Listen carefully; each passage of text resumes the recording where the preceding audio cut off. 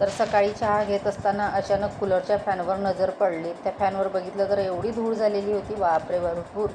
कारण जेव्हा मी कूलर लावलं तेव्हा स्वच्छ करून लावलेलं होतं, फॅन वगैरे सर्व पुसून, पण परत त्यावर धूळ झाली. मग म्हटलं चला आज सर्व कामं बाजूला ठेवायची आणि आता फॅन साफ करायचा. पण फॅन साफ तरी कसा करायचा, कारण कूलर एकटीला उचलल्या जात नव्हता. त्यामध्ये टबामध्ये भरपूर असं पाणी होतं. मग एका जुना ब्रश होता, टूथब्रश, तो घेतला आणि एक ग्लासामध्ये पाणी घेतलं आणि ब्रश ओला करून त्या साहाय्याने मी त्या कूलरच्या फॅनच्या सर्व पात्या पुसून काढल्या. पण ते मला साफ करायला कमीत कमी 10 ते 15 मिनटं वेळ लागला. तर अशा पद्धतीने मी तो कूलरचा फॅन सर्व साफ करून घेतलेला आहे आणि त्यानंतर ओल्या कापडाने पूर्ण जाळी पुसून काढली, कारण जाळीवर पण धूळ होती. आणि कमीत कमी 2 ते 3 तास मी कूलर लावलेला नाही, कारण फॅनचं जे पात्या त्या ओल्या होत्या, त्याच्यामुळे म्हटलं राहूच द्यायचं. तर अशा पद्धतीने मी कूलर साफ केलेला आहे. Bye bye.